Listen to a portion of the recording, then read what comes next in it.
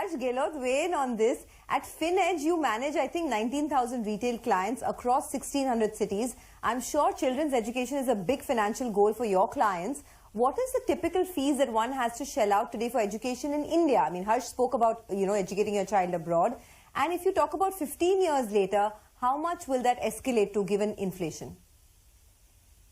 Thanks. So there are, I think, two aspects to this fact. And when you talk about, I know a certain small percentage of people will send the people abroad, but a majority of people will get their studies for the children done in India. In that case, there are two aspects to it. One, education in the country itself is changing with a lot more new private institutions coming up, a lot of new colleges coming up, and they're not cheap either.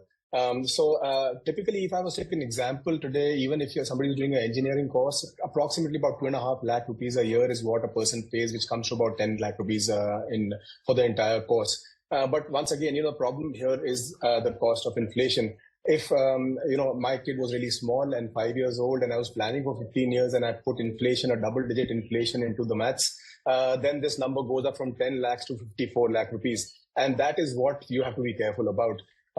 As education changes, courses will get more and more specialized within the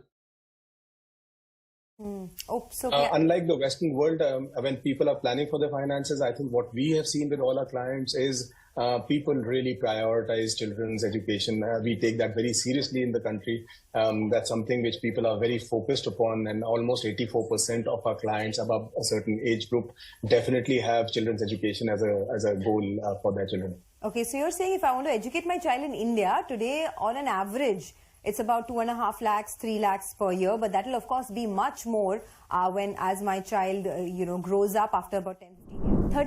35% of Indians are investing in bank deposits, while only 6% Indians are investing in mutual funds. Harsh Gahlaut, come in on that. What is the reason for that? And if you have to educate your child abroad today, do you think that equities is the only route to go, the only way you can properly beat inflation? And if yes, what are the products I need to look at? So I would think a little differently on this, and I'll answer your question. I think the reason why we have fewer percentage of people investing in equities is because there's a certain amount of fear that my money will be at risk and all of that. Similarly, you have people trading short term, and over there the greed factor takes over. So one where I would vary in terms of my thought process is, one, I don't think taking informed risk is very, very important in this case. You have to go beyond your fear.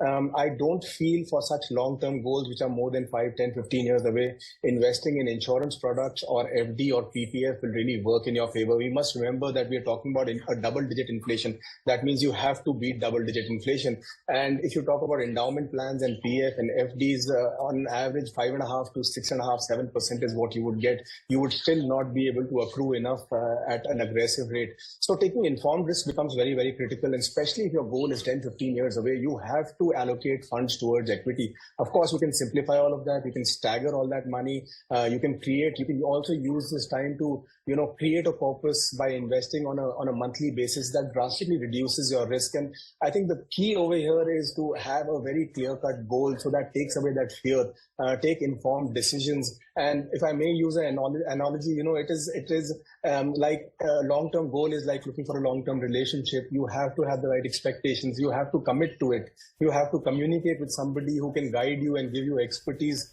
to stay invested. That is the only way you can compound at a higher rate than inflation and meet your goal. Okay, and keep your expectations low, right?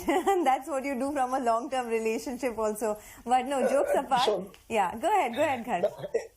In terms of expectations, you can't really expect that, everything's going to be wonderful. There will be tough times. There will be good times. The first fight that you have, you don't pack up your bags and leave the house. When you're committed, you understand what you're getting into, you know what you want, and then you're willing to stick it out. So from that point of view, that is what I mean by expectations. Got it. Harsh Gahlaut, I want you to come in on this now. Very quickly, if you can tell us how much should we allocate towards large caps, how much towards mid caps, small caps? What should the allocation be basically for your child?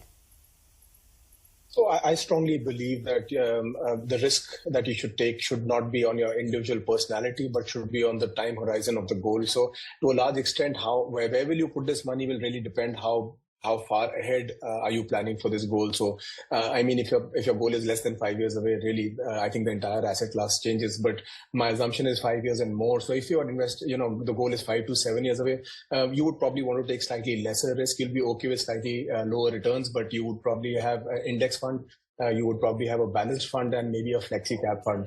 If your time horizon is between 7 to 10 years, you would increase your allocation towards a mid and small cap. So probably add a large and mid cap fund and a small cap fund and a flexi cap fund. 10 years plus, you can get more aggressive. So you can have a higher allocation towards a mid cap and a small cap fund, and maybe leave out a large cap or an index fund and maybe invest in a flexi cap fund. With a 12 to 15 year horizon, it makes a huge difference. The difference between a 12% return and a 14% return is absolutely mind boggling. So that cannot be ignored. And that is when I talk about taking informed risk, I think the risk profile has to be assigned to the goal so that you can understand what you're doing, the purpose of it, and how much risk you're taking, and how much are you actually mitigating by investing on a monthly basis. But I don't think for goals that far away, you need to have any other asset class but a nice, simple, easy mutual fund, depending on the time horizon of the goal. That's very well said.